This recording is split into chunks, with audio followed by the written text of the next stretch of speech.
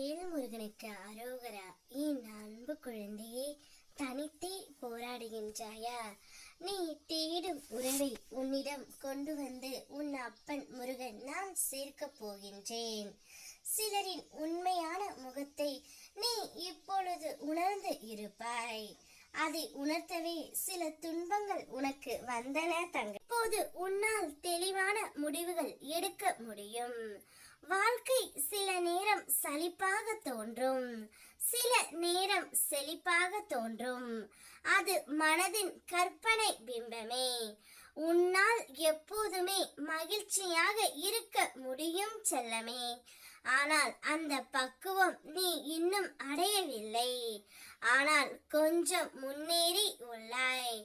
ஆனால் ஆழ் மனதில் நீ சிறு வயதில் விதைத்த பயங்கள் மேலே எழுந்து இப்பொழுது வருகின்றன.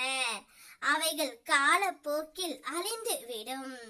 நீ நம்பிக்கையோடு உன் வாழ்வை நடத்த நேர்மறை எண்ணங்களையும் என் நாமத்தையும் கைவிடாமல் முயற்சி செய். நல்லதே நடக்கும். உன்னுடைய மனதில் தோன்றும் எண்ணங்களை அழகாக மாற்ற முயற்சி செய்தாலே நீ போதும். சுமையாக உணரும் இந்த வாழ்க்கை பயணம் திடீரென மகிழ்ச்சியாக மாறிவிடும்.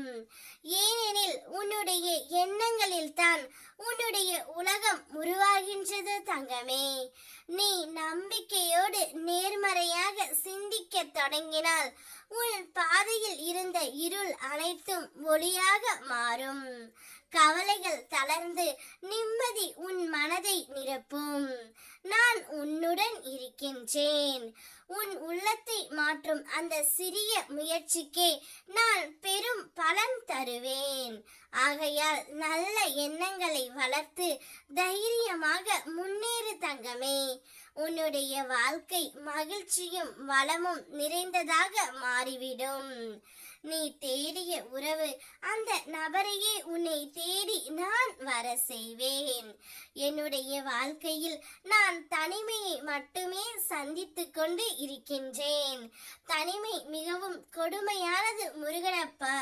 எனக்காக என்னுடைய உறவை என்னுடன் சேர்த்து வையுங்கள் என்று நீ கேட்டாய்.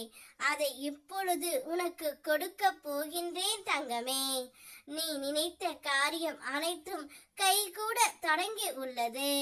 நீ பல நாட்களாக மனதில் வைத்திருந்த ஆசையும் முயற்சியும் இன்று பலன் தரும்.